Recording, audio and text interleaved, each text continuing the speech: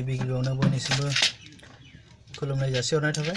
आं एमर बसुमतारी, लोगोसे आंनि बे बड'लेण्ड नलेज इउट्युब चेनेलाव गियान बुथुमनानै मोजां मोनग्रा मानगोनां बयनिसिमबो आंनि गोसो गोरबोनिफ्राय खुलुमनाय जासिहरनाय थाबाय। आं दिनै नैबे भिडिअनि गेजेरजों मोनसे रिभिउ टेब्लेटनि सोमोन्दै आबुं फोरमायनो सानदों। नैबे टेब्लेट जेर'डल पि टेब्लेटनि सोमोन्दै आबुं फोरमायनो सानदों। नोंथांमोना भिडिअखौ जोबजासिम नायबानो जाबाय। नोंथांमोना सोंलु जानो हागौ जे टेब्लेटनि सोमोन्दै मानो फोरमायनो थांदों बिथाङा, आरो मा फोरमायनो सानदों बेनि सोमोन्दै नोंथांमोना साननो हागौ गोबाङानो। नाथाय बे नङा, जोङो मिथिना लानो गोनां जे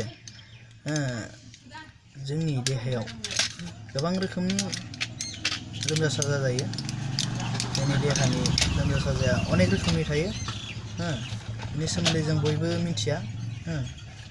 बेनिखायनो आं दिनै नोंथांमोननो नैबे जेर'डल पि नि सोमोन्दै, नैबे जेर'डल पि टेब्लेटनि सोमोन्दै फोरमायनो सानदों जे बे जेर'डल पिआ मा आरो बेखौ मायाव बाहायनाय जायो बेनि सोमोन्दै फोरमायगोन। नोंथांमोना भिडिअखौ जोबजासिम नायबानो जाबाय। आरो लोगोसे भिडिअखौ नायना मोजां मोनोबा नोंथांमोना नोंथांमोननि लोगोनो बयनोबो हरना हो, एबा फरवार्ड खालाम, शेयार खालाम आरो लाइक खालाम। लोगोसेयैनो नोंथाङा आंनि बे बड'लेण्ड नलेज इउट्युब चेनेलाव गोदानबा आंनि बे बड'लेण्ड नलेज इउट्युब चेनेलखौ साबस्क्राइबजों लोगोसे बेल आइकनखौ थुनानै होनो दाबाव। दानिया फैदो जों नैबे जेर'डल पि टेब्लेटनि सोमोन्दै आबुङै मिथिना लानि। बे जेर'डल पिखौ जों मायाव बाहायनाय जायो आरो मानो नांगौ बेनि सोमोन्दै जों बाहायनि एबा मिथिना लानि। जेर'डल पिआ जाबाय मोनसे इफका कम्पानिजों बरनजानाय प्रडाक्सन। बियो इफका कम्पानिजों बरनजानाय प्रडाक्सन।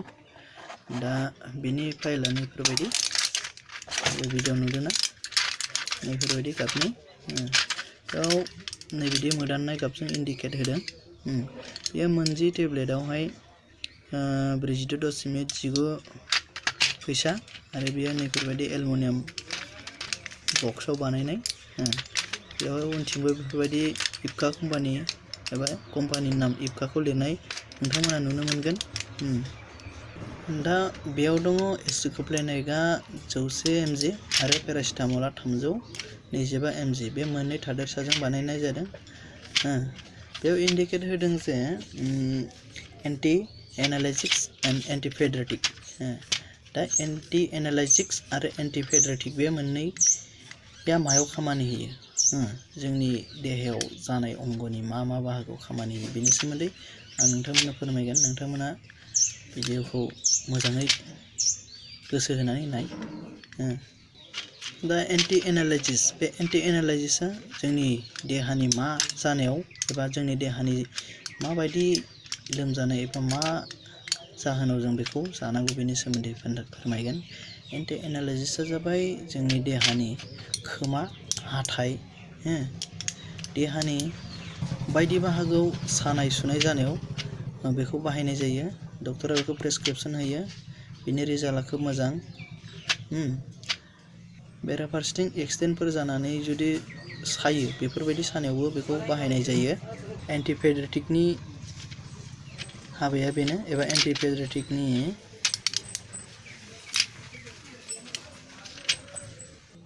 खामानिया,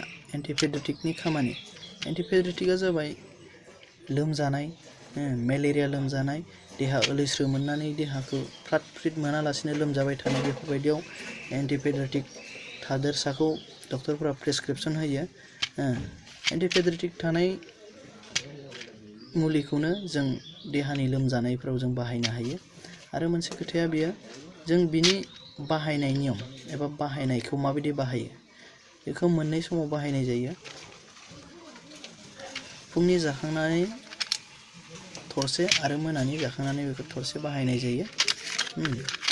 बिदिनो आरो बेखौ 5 बोसोरनि उन्दै गथ'नो होनाय जाया। दा जिर'डल पि खौ बाहायनायनि गेजेरजों माखासे साइड इफेक्ट जों नुनो मोनो। बे साइड इफेक्टफोरा जाबाय जोंनि देहानि माखासे सोलेराव एलार्जि एबा गोजा गोजा नुनो मोनो, गोलोमखांनाय नुनो मोनो। बेफोरो सरासनस्रा साइड इफेक्ट। बेफोरखौ लानानै जों गिनांगौ गैया आरो बांद्राय जायोबा डक्टरनि बिथोन बायदि मानिनाया खोब मोजां। आसा खालामो आं नोंथांमोना आंनि दिनैनि बे जिर'डल पि टेब्लेटनि सोमोन्दै फोरमायनायखौ मोजाङैनो बुजिदों आरो नोंथांमोना जुदिबो बुजियाखै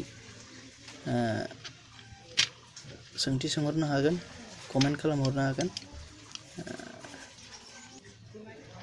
गोजोननाय थाबाय नोंथांमोननिसिम आंनि बड'लेण्ड नलेज इउटुब चेनेलजों दसे सम होनानै आंनि भिडिअखौ जोबजासे नायनायनि थाखाय गोजोन्थों।